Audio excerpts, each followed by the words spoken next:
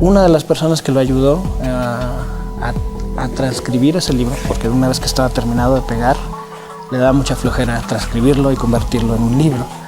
Y una de esas personas fue Jack Kerouac, escritor norteamericano, poeta, también enamorado de la Ciudad de México. De hecho, fue el que le recomendó que se llamara así, The Naked Lunch, en una visita que hicieron al lago de Chapultepec. Un domingo fueron a pasear y platicando le recomendó que le pusiera ese nombre. Jack Kerouac llegó a la Ciudad de México en un viaje que sería igual esencial para la literatura mundial y norteamericana en específico. Un viaje que él retrataría en una novela que se llama En el Camino, On the Road, que escrita en los años 50, que se tardó mucho en ser publicada. Existen muchos mitos sobre esa novela. Sin embargo, esa novela retrata el viaje que hizo Jack Kerouac junto a su amigo Neal Cassady, que digamos son los viajes que pondrían la piedra inicial para toda la generación hippie, por ejemplo, ¿no? Estos viajes de dedo, ¿no? de autostop que le llaman. Esta idea de que hay que conocer el mundo, salir de las viejas creencias conservadoras. Estados Unidos venía de la Segunda Guerra Mundial, de haber ganado la Segunda Guerra Mundial, de convertirse en la industria más poderosa del mundo, la creación de autos, material de guerra. Habían creado toda una industria muy importante y, digamos, la esencia de la vida norteamericana en esos años era la idea de tener tu casa y tener 2 coches afuera de la casa. Sin embargo, los beatniks, adelantados a su época, empezaron con un malestar que podríamos llamar esencial, filosófico, a preguntarse si el materialismo que se estaba dando, el consumismo que se estaba dando era lo que la gente necesitaba.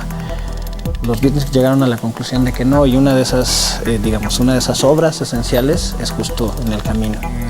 Estamos hablando de que fue escrita alrededor de 1951, si no mal recuerdo, o sea, 10, 15 años antes de que se diera el boom de la generación hippie. En el Camino retrata varios viajes que hacen Neal Cassady y Jack Kerouac al interior de Estados Unidos, entre Nueva York y Los Ángeles, pasando por diferentes ciudades, pasando por Denver, donde era Neal Cassady, pasando por San Luis, Missouri, y por Nueva Orleans. Son varios viajes que ellos realizan.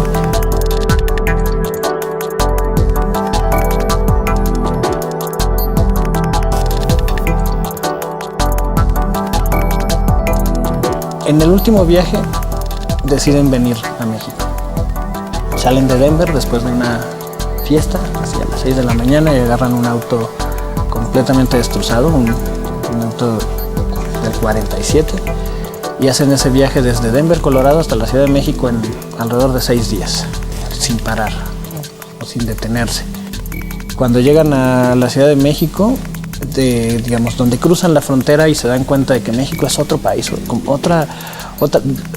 país con otra energía, un país con una energía, dice Jack Kerouac, más vieja, más sabia, más antigua, completamente diferente a la energía y a la visión norteamericana, y eso lo enamora. A Jack Kerouac lo termina por convencer de que en México hay una esencia que tal vez provenga de los pueblos indígenas, que le da a México una especie de energía de sabiduría. Entraron por Matamoros, por Tamaulipas, y bajan por Veracruz hasta llegar a la Ciudad de México, en donde Jack se enferma del estómago por comer tacos en la calle, ¿no? Entonces llegan a la casa de William Burroughs en la calle de Orizaba, en la colonia Roma, y ahí se queda Jack unos días enfermo, muy enfermo. Mientras que Neal tiene que regresar a los Estados Unidos por el trabajo que tenía, tiene que regresar y deja a su amigo en manos de William Burroughs. Entonces Jack utiliza esos días para mejorar, para platicar y para recorrer la Ciudad de México.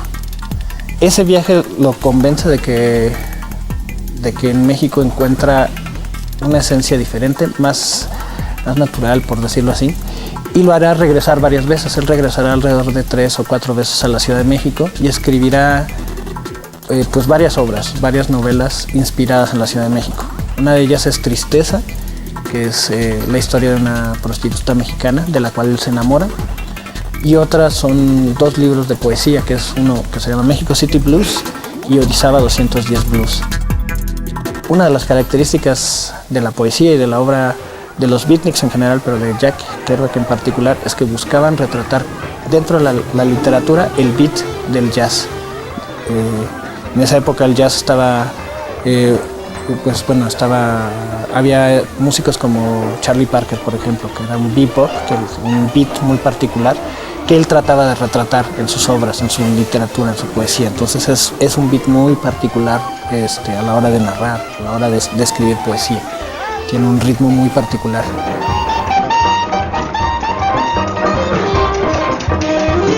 Y lo buscaba hacer además a partir de lo que los surrealistas ya habían hecho, que era como una especie de escritura automática, de sacar todo lo que tienes adentro sin parar, ¿no?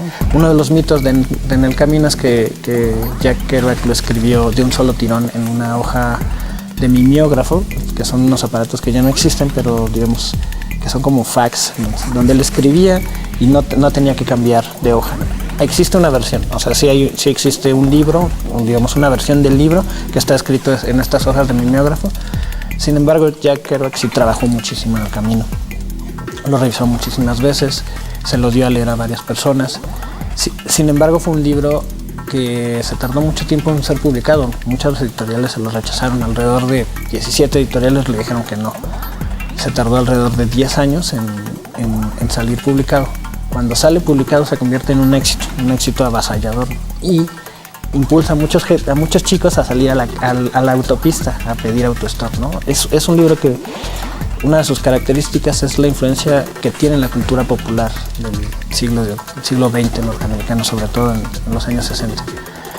Esa, digamos, es una de las características esenciales de la generación beat, que no siendo partícipe de las generaciones hippies, porque eran mayores, sí influyeron muchísimo, digamos, en la búsqueda de las filosofías orientales, en la búsqueda de experimentar con sustancias psicoactivas y en la búsqueda del viaje, no quedarte encerrado en una vida monótona donde todo se basa en el trabajo y en el consumo.